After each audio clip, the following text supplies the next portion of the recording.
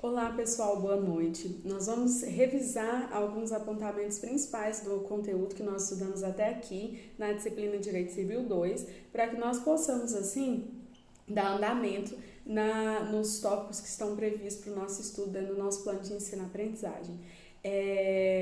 Como vocês viram, aí no Moodle tem uma lista com 20 exercícios para que vocês possam estar resolvendo. São questões de aprofundamento teórico sobre o nosso tema, para que vocês respondam e me encaminhem até na próxima semana, tá bom? Acredito que seja tempo hábil suficiente para a resolução das questões. Nós iniciamos o estudo de Direito Civil 2 tratando de fatos. Nós vimos que fato é qualquer ocorrência. Porém, quando envolve um fato mais um direito, esse fato se torna um fato jurídico. E esse fato ele pode ser um fato jurídico tanto natural quanto humano. Quando é natural, ele vai ser dividido em fato jurídico natural ordinário ou extraordinário. Quando é ordinário é porque há uma previsibilidade, como por exemplo a passagem do tempo. Quando é extraordinário é porque é imprevisível, como uma catástrofe, uma enchente, alguma coisa que não está na ordem natural dos acontecimentos. Sobre o fato humano, vai ser um fato que envolve um direito e que envolve uma vontade. O fato humano ele pode ser dividido em fato jurídico humano, né? Lícito e ilícito. O ilícito ele vai ter responsabilidades tanto na seara civil, quanto criminal, quanto administrativa.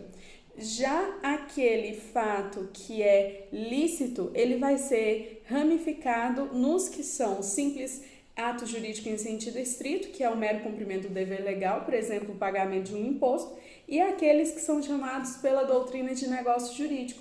E os negócios jurídicos que serão aprofundados e bastante estudados por nós a partir do segundo momento de análise. Nós vimos que esses fatos jurídicos, eles têm como efeito a criação, a modificação, a conservação ou a extinção de direitos e obrigações. Então, um fato ele pode criar, pode modificar, pode transformar ou pode extinguir direitos e obrigações.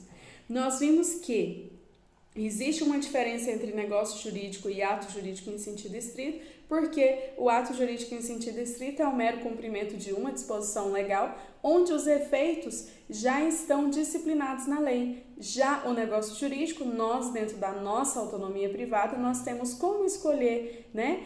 Com quem contratar, o que vender, o que comprar, de que forma pagar. Nós temos aí a liberalidade negocial que vai disciplinar os efeitos do negócio jurídico. Tranquilos, pessoal?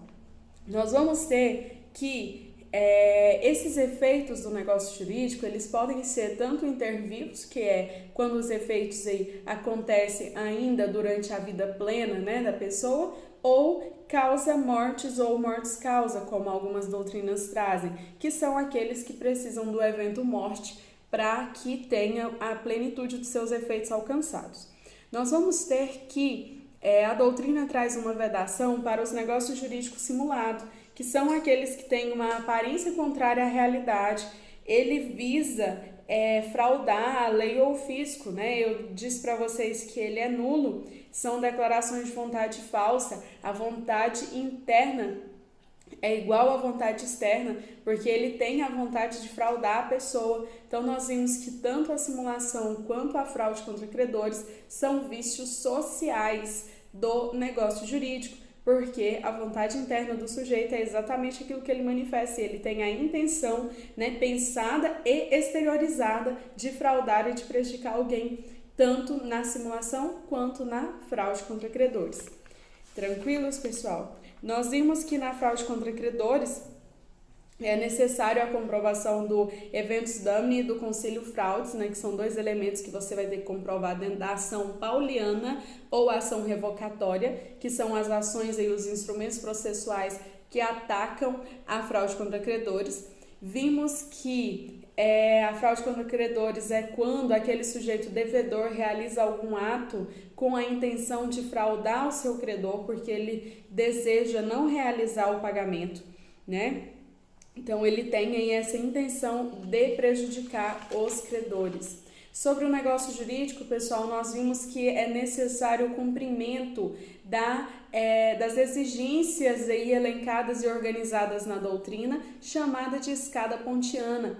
Nós vimos que a escada pontiana é a divisão em 3 níveis, 3 degraus que um negócio precisa atingir. O primeiro degrau é chamado degrau da existência. Para que o negócio exista, é necessário ter partes, ter vontade, ter objeto e ter forma. Pode ser o quê? Qualquer parte, qualquer vontade, qualquer objeto e qualquer forma. Tendo esses 4 elementos, esse negócio automaticamente já existe.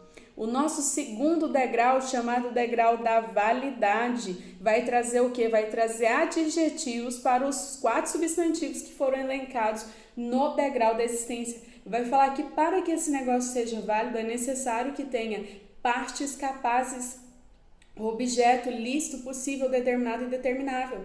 Que a vontade seja livre e consentida e que essa forma seja em regra livre, que é a teoria do consensualismo, ou respeitado quando for prevista em lei. Tranquilos? Desta forma, ele vai ser válido. O terceiro degrau que Pontes de Miranda traz para nós dentro dessa teorização é chamado de plano da eficácia. Para que esse negócio exista, seja válido e eficaz, é necessário que ele alcance o seu fim pretendido, ou então é necessário fazer o estudo de algum elemento acidental que possa existir dentro desse negócio. Nós vimos que esses elementos acidentais, eles são facultativos, ou seja, as partes vão colocar nos negócios se elas quiserem, porém, após serem anexados, é necessário o seu cumprimento. É necessário, a respeito da capacidade do degrauzinho da validade, pessoal, estarmos atentos à modificação legislativa do Estatuto da Pessoa com Deficiência em 2015. Lá no material de vocês tem alguns aportes interessantes para se fazer leitura sobre isso, né? Ficou decidido que o deficiente é capaz, então o negócio realizado por ele não é nulo nem anulável. É necessário nos atentar que capacidade é diferente de legitimidade, que às vezes a pessoa ela tem capacidade civil plena, mas ela não é legítima para realizar determinado ato.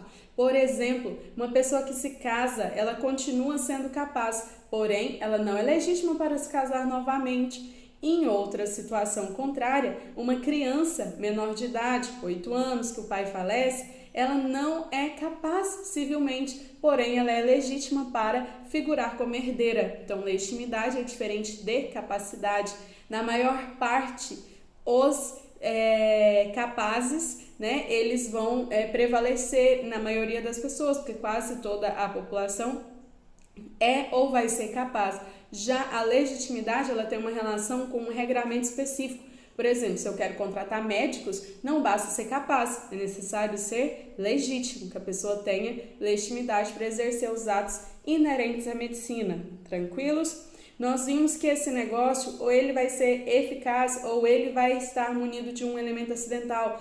Quais são os principais elementos acidentais? Condição, termo e encargo. A condição, quando o negócio está munido de condição, ele não tem direito e não tem exercício. É um negócio que está pendente que alguma coisa aconteça, um acontecimento futuro e incerto. Então, tem 3 características principais: voluntariedade, porque eu coloco, se eu quiser, uma condição; futuridade, porque depende de um acontecimento futuro; e incerteza, porque eu não tenho certeza se esse acontecimento vai existir ou não. Por exemplo, te dou um carro quando você passar na OAB. Te dou um carro quando você passar na OAB é uma condição suspensiva. A eficácia do negócio fica pendente, o acontecimento desse negócio futuro é incerto. Assim que esse acontecimento, se efetivar, você vai ter acesso a esse direito. Se eu falo que eu te empresto um carro até você passar na OAB, é condição resolutiva, porque você vai poder utilizar esse carro a partir de hoje e a utilização só se encerra quando você for aprovado na OAB. O outro elemento acidental é chamado de termo. O termo ele tem uma ligação direta com o tempo. Então, é um evento futuro e certo, porque nós temos certeza da passagem do tempo. Vai estar munido de voluntariedade, futuridade e certeza, porque a passagem do tempo é algo que é certo. Você tem o direito, mas você ainda não tem um exercício, porque o tempo ainda não chegou. Vou realizar um contrato com você, mas vou te entregar a casa apenas dia 30 de março. precisa chegar ao dia 30 de março, vai ser o termo inicial do nosso negócio. Se eu falar que o negócio vai perdurar até o dia 30 de julho, vai ser o nosso termo final do negócio jurídico aí estabelecido. O outro elemento acidental é chamado de encargo. O encargo, ele vai existir diante de uma liberalidade, né? Você tem direito e tem exercício, mas você tem esse ônus, esse encargo. Por exemplo, te dou uma casa, mas você não pode alterar a fachada, porque é uma casa histórica, um bem de família. Por exemplo, vou doar uma casa para a administração pública e construir uma creche. Te dou uma casa, prefeitura, para que você construa uma creche, né? Tem uma liberalidade mais um encargo, ok? Dentro dos vícios do consentimento, nós vamos ter erro, dolo, lesão, coação e estado de perigo. Iniciando aí com o erro. O erro é uma falsa noção da realidade, é o engano, é a ignorância. Nós vamos ver que o erro, ele é subjetivo. Diz respeito ao engano que a pessoa realiza. E ele vai, às vezes, ser confundido com a questão do vício redibitório, mas o vício redibitório é um defeito da coisa. Ele torna a coisa inapropriada para o uso ou há uma diminuição do valor comercial daquela coisa. Então, a doutrina sempre vai tentar comparar o erro com o vício redibitório. O dolo, ele é um artifício praticado por alguém para induzir o outro à prática de um ato que o prejudique e aproveita o autor do dolo ou terceiro. Então, nós vamos ver que o dolo, a doutrina vai falar em alguns momentos, que ele por si só não é vício do consentimento, mas ele causa vício do consentimento. É alguém que leva a outra pessoa a realizar um negócio cometido de um engano, né? E que aí vai trazer vantagens ou para aquele que induz no erro ou para um terceiro. Aí nós vamos ter diferenças em dolo principal ou dolo acidental, que é o principal recai sobre todo o teor do negócio, o acidental só sobre um detalhe do negócio. Dolos bônus, dolos malos, né? O dolos bônus que é aquele que dá para ser perdoado, como um anúncio de uma venda de melancia, por exemplo, que fala que a melancia é docinha igual mel, né? Sabemos que não é suficiente para enganar a pessoa, para que ela cometa um erro, alguma coisa nesse sentido. E o malus é aquele que de fato tem uma capacidade de enganar e de prejudicar. O dolo positivo e o dolo negativo, que é aquele por meio de uma ação ou por meio de uma omissão. Nós temos uma videoaula bem explicativa, né, pessoal, bem aprofundada sobre esses vícios do consentimento. Sobre a coação, nós vimos que a coação é um temor infundido na vítima que leva a praticar ato ou negócio contra a sua vontade. Então, a pessoa é, de fato, coagida, ela vai ter medo, seja um medo em relação a ela, seja em relação aos seus bens, seja em relação a uma pessoa que ela tenha um apreço. O estado de perigo é quando a pessoa se encontra num estado ali de extrema necessidade e ele assume uma obrigação desproporcionalmente onerosa dentro da sua condição financeira, né? Excessivamente onerosa. Lembra que eu falei para vocês em sala o exemplo da pessoa que está lá no naufrágio de um navio e tem apenas um bote salva-vida e a pessoa que está no domínio do bote salva-vida pede para ele R$1 milhão para salvar a sua vida e ele aceita. É desproporcional, ele não tem aquele dinheiro, mas ele acaba se vinculando a esta obrigação mediante um estado de perigo. É necessário diferenciar do estado de necessidade, porque o estado de necessidade acontece após calamidades, catástrofes naturais, né, onde as pessoas vão estar em um estado de necessidade, por exemplo, após um incêndio em um prédio, toda aquela população está no estado de necessidade, é diferente do estado de perigo. E a lesão, ela sempre vocês conseguirão distinguir aí como elementos, né, coparticipantes da lesão, a usura real, a inexperiência de uma das partes juntamente com a usura da outra, né, o desequilíbrio das prestações vai fazer com que essa parte seja lesionada.